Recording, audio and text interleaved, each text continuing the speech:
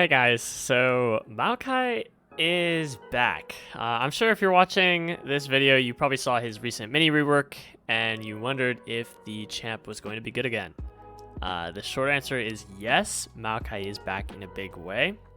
I also know that many of you probably haven't seen this character in top lane in years and are looking for a refresher on what to build and what runes to take and how Maokai is supposed to be played. Luckily, that's what I'm here to give you all today. For those of you who don't know, or you're new to my channel, I'm Izo. I reached Challenger in Season 9 and 10, playing almost exclusively Maokai top, and I have been known as one of the best Maokai players in the world. I did take a bit of a break from Maokai around the time that Riot overhauled the item system, because it ruined the character and it made him literally too weak to be played top. But now that these changes are coming in, Maokai is back in a big way, and I took it upon myself to educate all of you fellow Maokai fans on how to succeed with him. So first, obviously, we're going to be starting with runes and matchups. So I went out of my way in the past 2 weeks since they announced his changes, and I updated my matchup guide for top lane.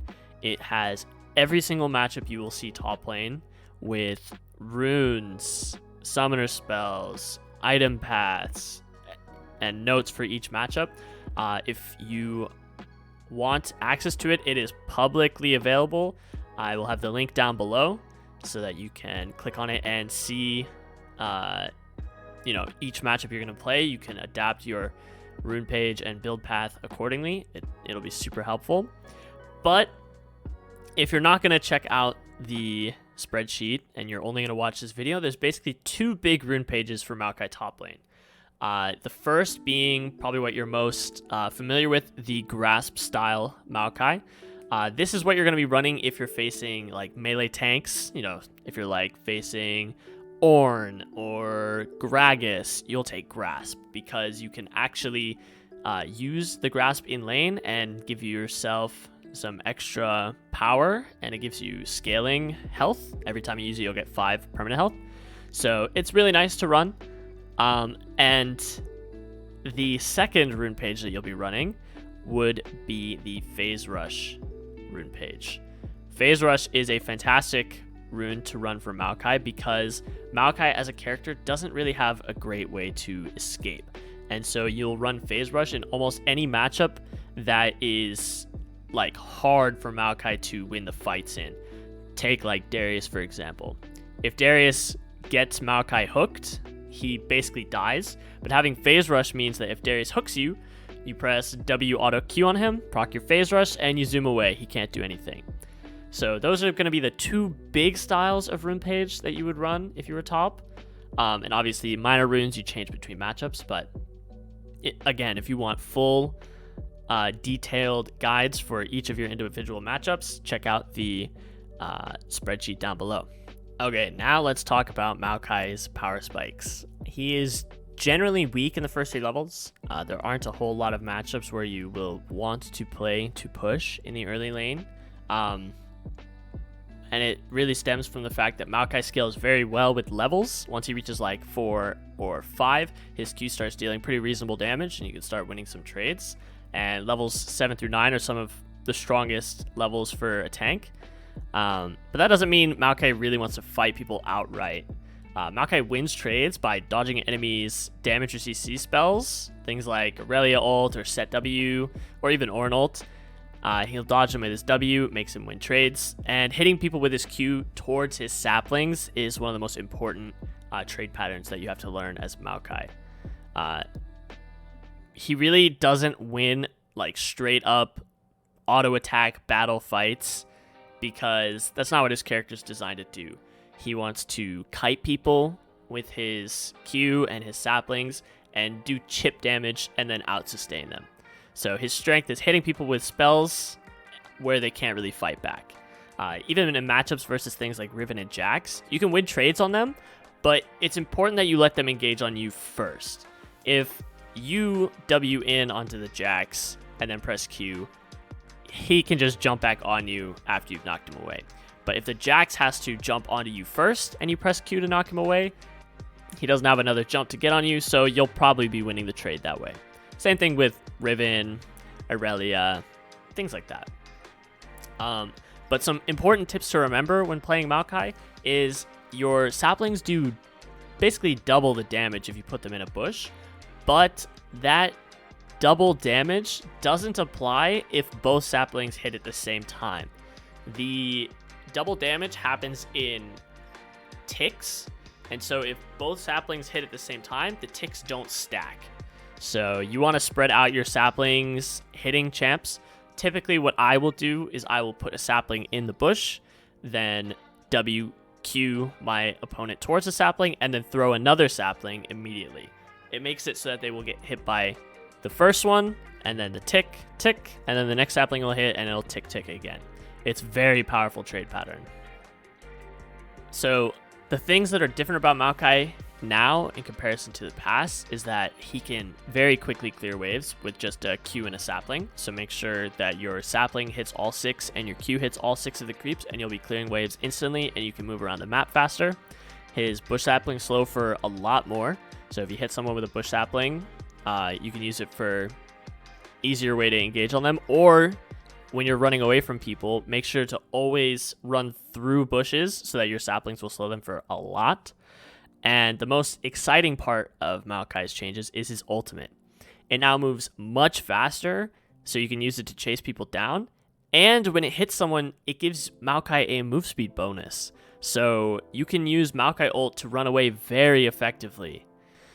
Now we're going to be getting into builds. Again, I heavily recommend checking out my spreadsheet for specific matchup build paths.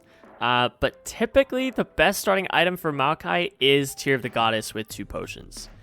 In rough early game poke matchups like Jace, you can start Doran's Shield to get yourself through the hardest part of the lane, being your first 3 levels. But Maokai is very mana reliant, and he loves having Tear. But don't make it seem like you have to upgrade to Fimbulwinter quickly. It is not on your priority list. Typically, the best item purchase order is to first base for Balmy Cinder, and then go for Ionian Boots, and then you'll finish your mythic being Frostfire if you're facing people you don't want to fight to the death, like Darius, Fiora, Camille, you'll build Frostfire versus. But if you're versus someone that you do want to fight to the death, like another tank, like Ornn or Gragas, then you can go for Sunfire. After you have your Ionian Boots and your mythic, you have 2 options. Either you'll be going for the damage style where you build Demonic Embrace. You can only really do this if you aren't the only frontliner on your team and your team wants damage. Demonic feels very good to have on Maokai because all of your abilities proc it. It gives you a lot of health to scale your passive up and your sapling damage up, and it gives you ability power and the burn effect. So it's a really nice item to have. But if you are the only frontliner on your team and you have plenty of damage in your team comp, it's probably best to build tanky after your mythic and boots. The best armor item for Maokai is Frozen Heart. It gives a lot of armor, it gives mana, and it gives ability haste, as well as the OP Warden's Mail effect, Rock Solid. So if you have to get an armor item and they don't have a lot of healing on their team, you should always be building for Frozen Heart. If they do have healing, obviously you might have to go for Thornmail. And for magic resist, I'm sure you know, Spear of Visage synergizes very well with Maokai. It helps him heal a lot more, and it gives him haste. Again, you should check out the spreadsheet if you want specific info, but in a lot of cases you will want Visage, even though Force of Nature is a more anti-mage option. You'll only really be going it if they have heavy amounts of magic damage that wants to be focusing you down. Things that you would build Force of Nature versus would be things like Cassiopeia or Azir, things like that. People that can really shred you down.